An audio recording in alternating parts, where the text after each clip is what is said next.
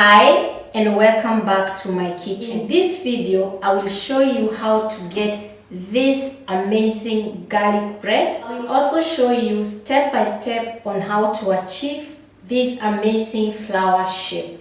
I find it to look really beautiful. This bread tastes so good and it smells amazing.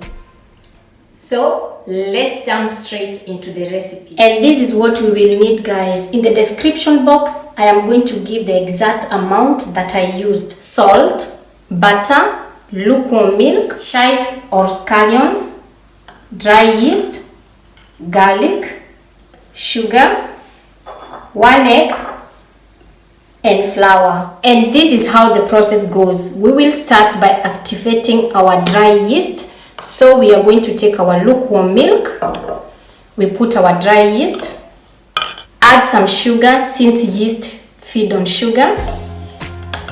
That will help to activate our yeast. Just going to stir this. I am going to set this one aside for 5 minutes. And this process is very good because we are going to find out if the yeast is active.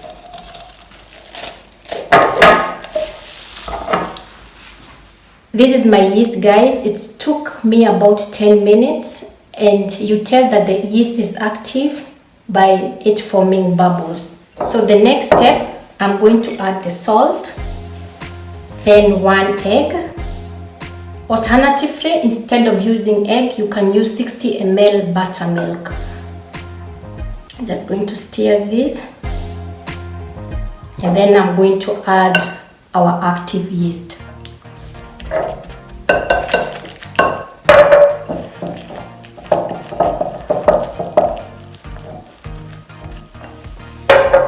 Then add the butter.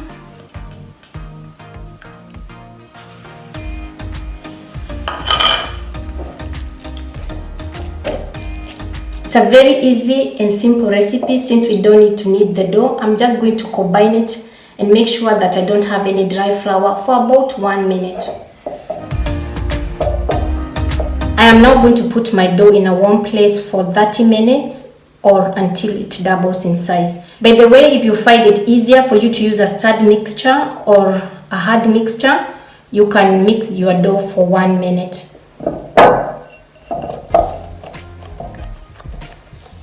But it worked well.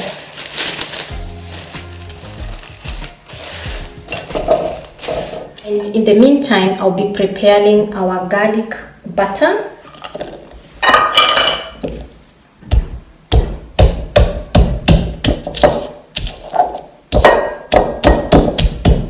I'm going to prepare my chives. Alternatively, you can use the green onions, scallions. They also go very well with this recipe.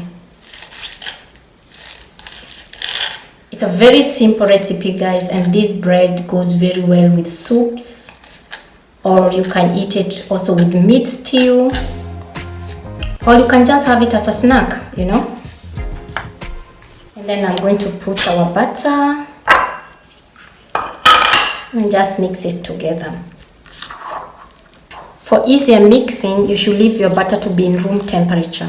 That's how my garlic butter mixture looks like. And this is my dough after exactly 30 minutes, guys. And I'm going to show you the next step.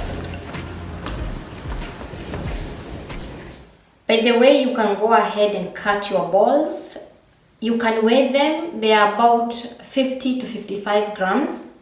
And also I have prepared my baking tin. I have greased it with butter and I have put baking parchment on the bottom. And this is the next process, guys. This is how you do it. You take one ball, you hug it lightly with your palm, and then just using your fingers, you spread it. No extra tool is needed.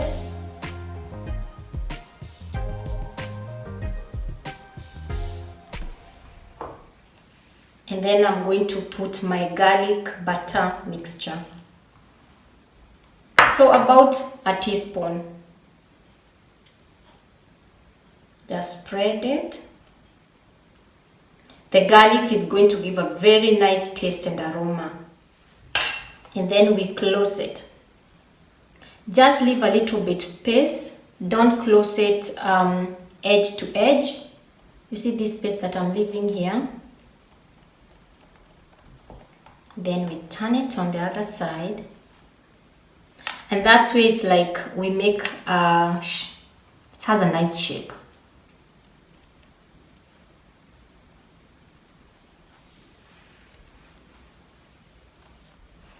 Show you another one.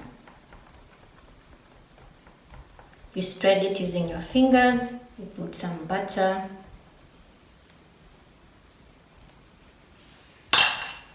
I close it, but I'm not closing it edge to edge like that. I'm just leaving a little bit space.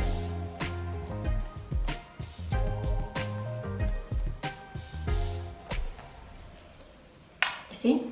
I'm leaving a little bit space, and then I close it on the other side and close it here on the side. If you find it's hard to close, just wet your fingers a little bit. You see? Then it's having like a shape of a flower. See the shape? Let me show you the difference when you fold it edge to edge. If I fold it edge to edge,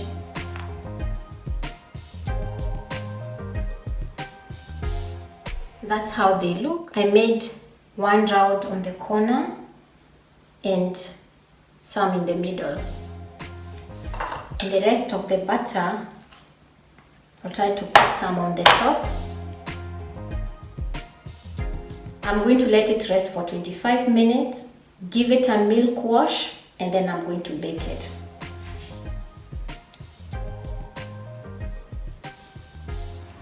Wow, look at that. It has become a bit bigger, so the yeast is working. And I'm going to give this a milk wash so that we can get a nice brown. And then I'm going to bake this 170 degrees for 35 minutes.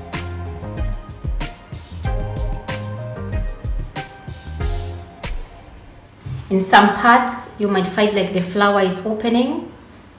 Don't worry about that.